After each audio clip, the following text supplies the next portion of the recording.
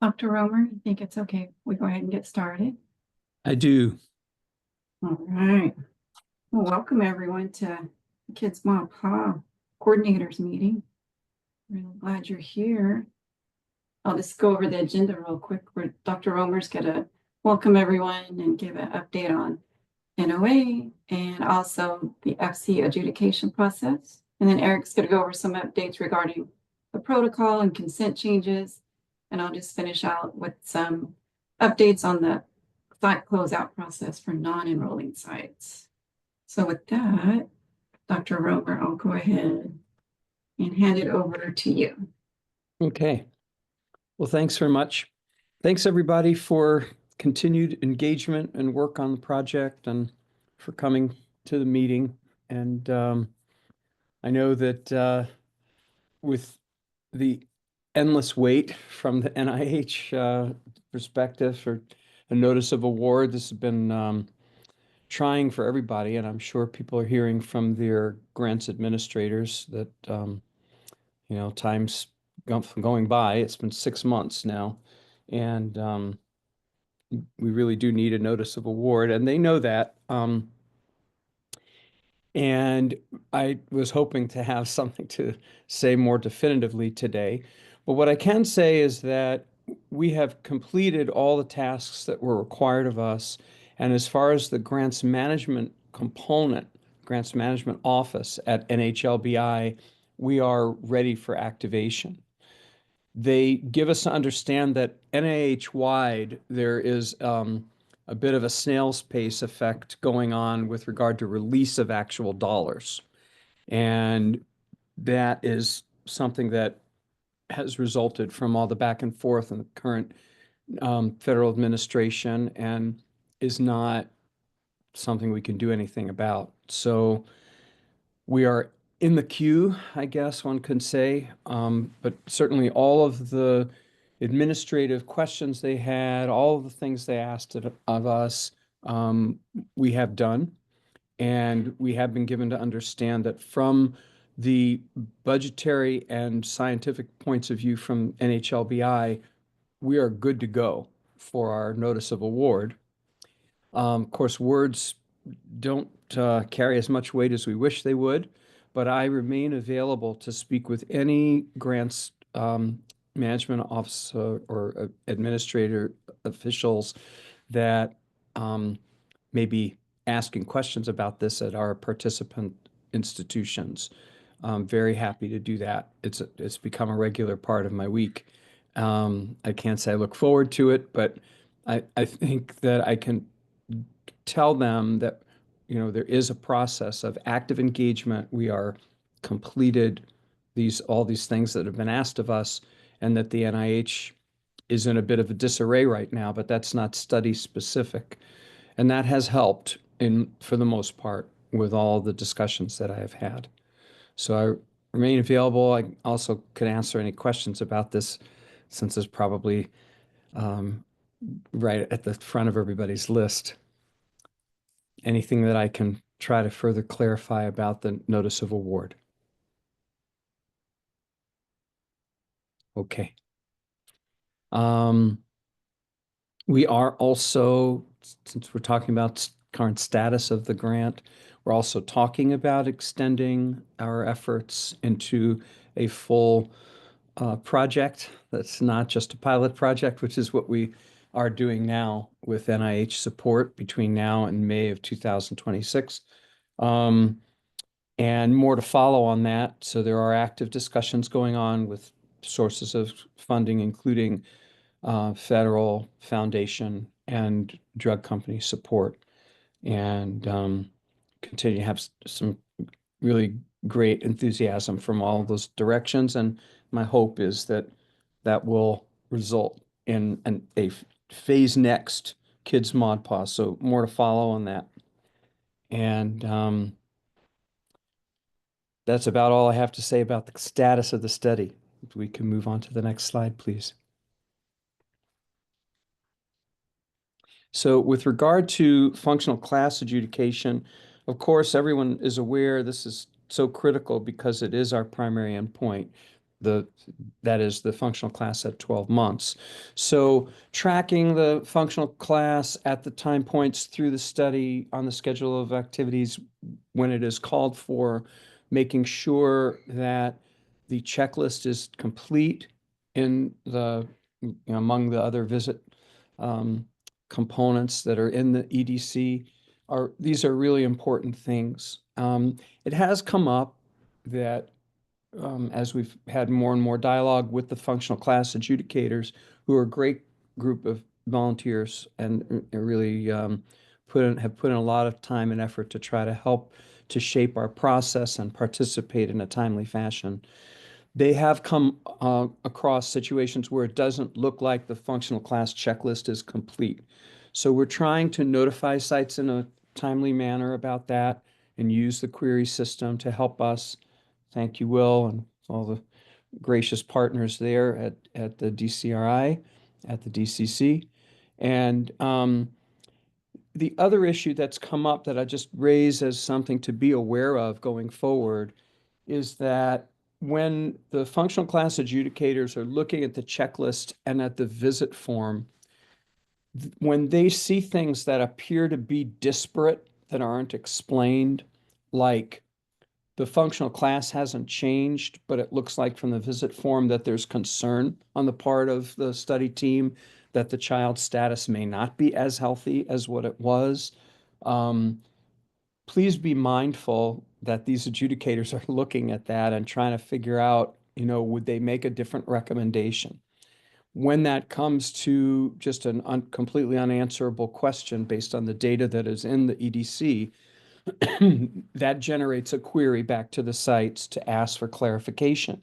For instance, if the functional class form indicates that the functional class has gone from a 2 to a 3, so there's been a deterioration in status, and yet the visit form states that the physical exam looks good and there are no changes or new complaints, then that creates some dissonance, right? Because the form said there's deterioration and the exam and visit form said everything's the same.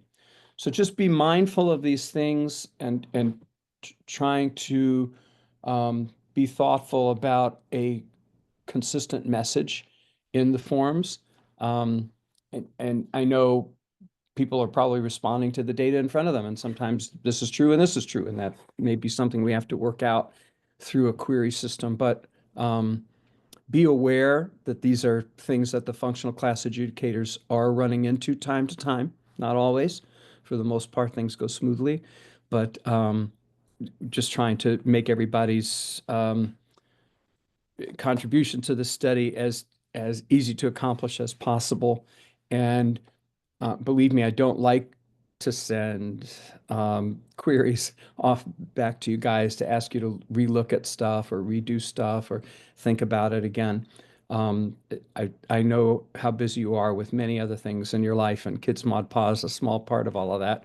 So forgive me for the queries, but we do send them when we just looks like we don't have a question we can answer. So thanks to everybody for your understanding and your teamwork. And for the most part, again, I will say that this has worked out very nicely. It's just when exceptions to that come up, we're trying to figure out ways to go forward with fewer of those and to decrease confusion. So thank you very much. Next slide, please. I think we're on to smarter people talking. Go. I don't know about that. Apologies in advance. I have a cold, so I don't sound so great. With protocol version 7 that's being reviewed actually today, well, sorry, yesterday, losing track of days. There were a lot of edits. A big chunk of those edits are mostly just update the language to reflect the closeout plan. So I pulled out some of the edits that mostly really apply to the sites. You'll see the full schedule of changes at the end, but these are the ones that actually will apply. The big ones being that we changed the schedule of activities to include that now for safety lab blood draws, it's or within 7 days prior to try and give more flexibility there. Also, we fixed the typo that the functional class was in month one telephone visit. But then the other really big thing is that we asked, and hopefully this gets approved, that the 15th month and the 21st month follow-up visits could be done via telemedicine. It'll be at the discretion of the site PI, but that would allow things to be a little more flexible for the sites. We also updated the study dosage language. This was mostly to just note that, obviously the medications can be changed during the trial. It's up to the clinician's discretion. But that it obviously will be documented well in the EDC with that study drug prescription form. And then next, Before yeah, you you move go. on, Yeah, Eric, interrupt me. sorry, just want to chime in here. Peanut gallery comments. So the this goes to a fundamental aspect of the study that has sort of been under fire from the DSMB from the get-go. I'm not sure they understand what we're trying to accomplish or the way we're doing it. We are doing a pragmatic trial. And as I've said to many of you as coordinators and PIs that have been in touch, we want you to practice the way you practice. If you see something that makes you concerned about a kid that's on medication, and you would, under any other circumstances anywhere else in your practice, make a modification of the dose, then that's what you need to do. That's the best interest of the child. You're taking care of the kid. It's a pragmatic trial. It's meant to be looking at our practice the way it is. And so there's nothing absolutely that should impede you from doing that. Many PIs have let me or others of the MPIs, Erica or Steve, know when they're thinking about doing those things. It's fine to keep us posted, but it's not mandatory. And you don't need permission. If you see kid is, a little bit dizzy or having some epistaxis, or you want to try to modify the dose, you modify the dose the way you would ordinarily do in your practice.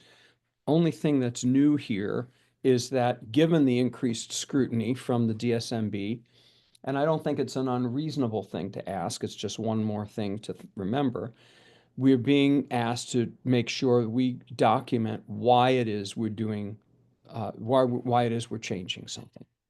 Um, uh, so I think we've gotten over the complete disconnect. They said there are no changes called for in the protocol, to pointing out that there were indeed changes called for in the protocol with change in weight, and these are all weight-based doses for the most part, except for the largest patients, and that this is a pragmatic trial. So again, you change the dose of the study drug, that's completely fine.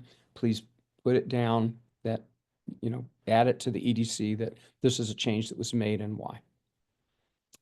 Thank you for letting me interrupt, Eric.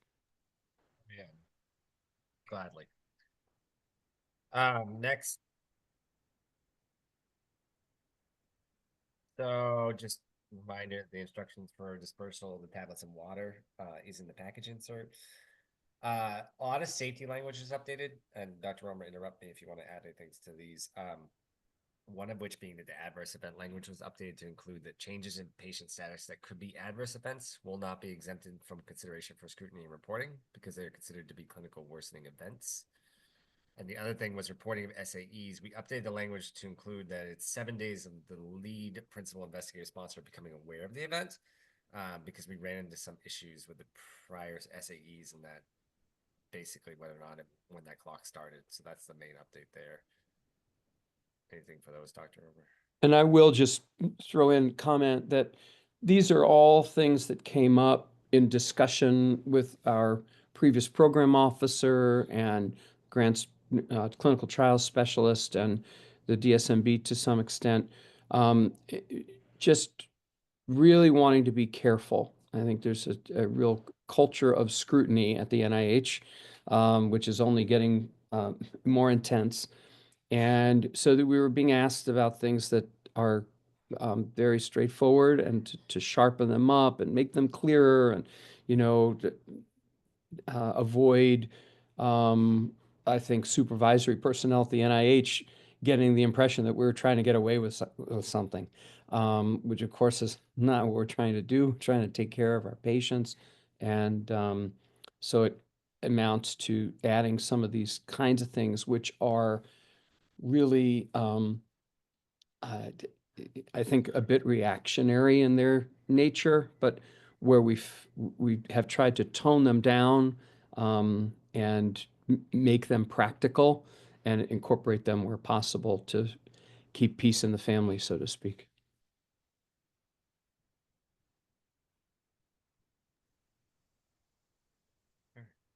Just a couple more. One more slide. Reporting of pregnancy procedures. So this was updated. I tried to put in red, was updating the language because there was quite a bit of changes. But basically it's that you have to immediately report pregnancy within 24 hours in the EDC using the pregnancy test case report form. And then completing that form will notify the DCC and CCC. The investigator is responsible for following the pregnancy to its outcome and must provide a follow-up pregnancy assessment of the pregnancy outcome report form. Any AE, SAE associated with the pregnancy that occurs to the mother or fetus/child will be reported on the AE, SAE form within 24 hours of the site's knowledge of the event. And in the event of a pregnancy, study medication bosentan will be discontinued and documented by the site within the EDC. So all that in red was added. And then the last thing was then updating the unanticipated problems, which was that now it says the site investigator or qualified designee will report unanticipated problems in the EDC within 24 hours of first becoming aware of the event. Any questions or other comments on those?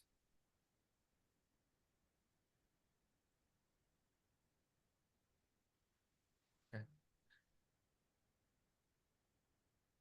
And then with the consent forms, so really the consent forms were modified. So the master consent and both consents were modified really to match the closeout plan. The changes are mostly minimal. What they really do is they allow it to show that there'll be a range. So patients will complete somewhere between the 12-month and 24-month visit, depending on where they are in the timeline by the end of the year. So the changes aren't big. They really just allow for that range. The SRB right now is currently reviewing the consents to determine if we're going to need a reconsent or reassent or a combination of both. We will let you know what they decide on that. We do have it in there that if they do deem it necessary, that we would follow the following procedures. And bear with me. So the way that we were trying to please the IRB was we said that participants would be notified by the study team that reconsenting is required. For those patients that have a study visit less than 4 weeks of the release of the consent forms, they'll be reconsented at their next study visit. So that when they come in, you would just have to reconsent them. The challenging one is for patients that have one that's greater than 4 weeks. So as written, it would be that they would be contacted by a study team member to schedule a reconsenting visit where possible. So we purposely added in the where possible because we thought we had to give the IRB some level of limit in terms of saying, we couldn't just say like 3 months from now they'd come in. So we said we would try. So really what that's saying is that we will make every effort available to try and get the patient in to get them reconsented. But if it's just completely impossible, then we will have to go ahead and just reconsent them when they come in for their next visit. But we're going to document that we tried.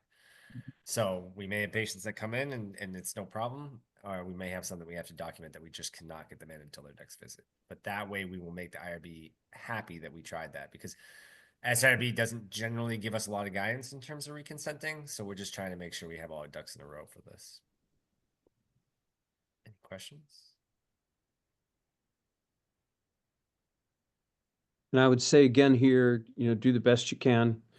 When there are questions that come up, please, let Amy or Eric or I know, and we'll try to work with you in any way possible. We obviously want this to work out, try to keep all of our current participants in the study until the end of the year, or the 12-month endpoint.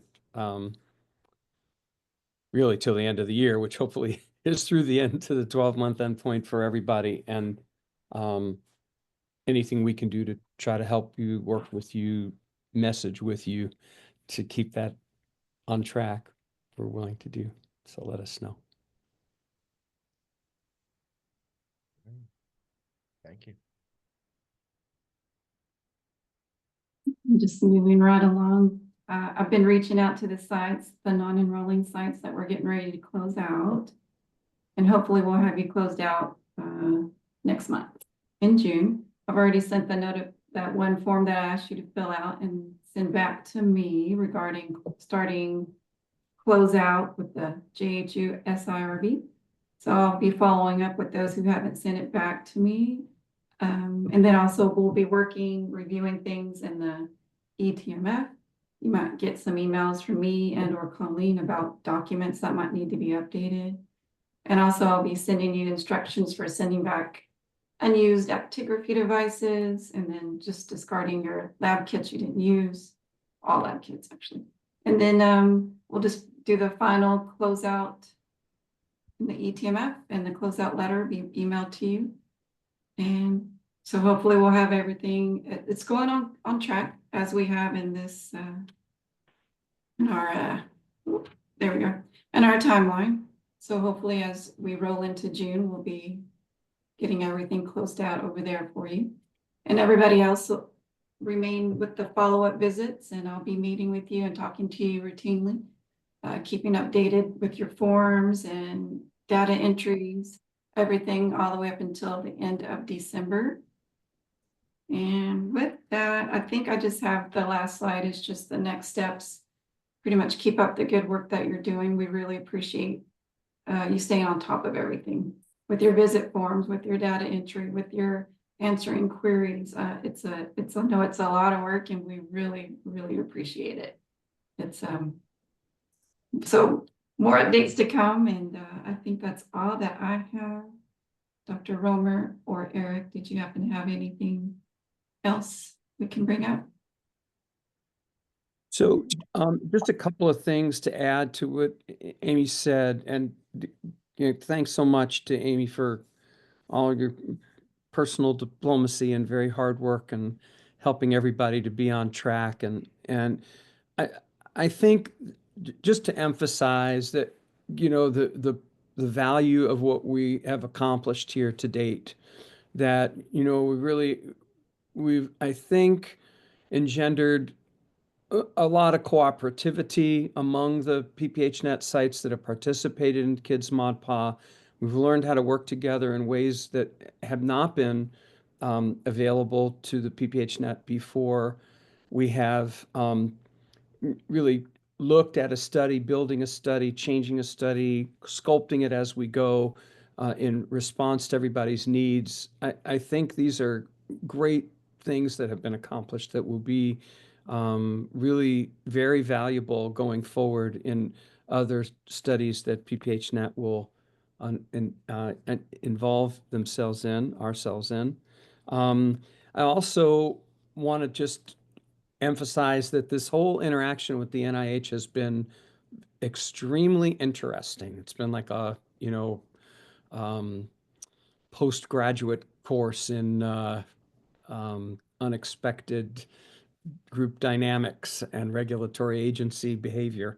And one of the things that has been really great about being a representative among the team of representatives that the CCC is for PPHNet is that the fact that the cooperation and the hard work and the responsiveness of the teams to requests to help get the EDC completed and doing things together, the actions speak for themselves. And it's just been really nice to see that track record going forward. It's in process that all of you participated in, have a positive effect on the way in which our NIH colleagues view us and interact with us and understand some of the work of what it's taken to do this study. And that has got to have a positive effect going forward, both on our own selves, each of us, and institutions and teammates at our study sites, and also as a whole CCC team, as a PPHNet. And I think the people that we've worked with in regulatory at our institutions, at the SIRB, at the DSMB level, at the NIH, they're all appreciative of this, and that's got to help us in our future endeavors as well. So thank you. Your hard work and goodwill and good-natured engagement, continued engagement, all has great positive ripple effects. And we really appreciate everything. Absolutely. All right, well, we'll probably be ending the meeting early. Does anyone happen to have any questions before we sign off? I think. All right, okay. Well, with that, we'll go ahead and wrap up. I'll end the recording, and if you have any questions, feel free to reach out to us. We're here to help.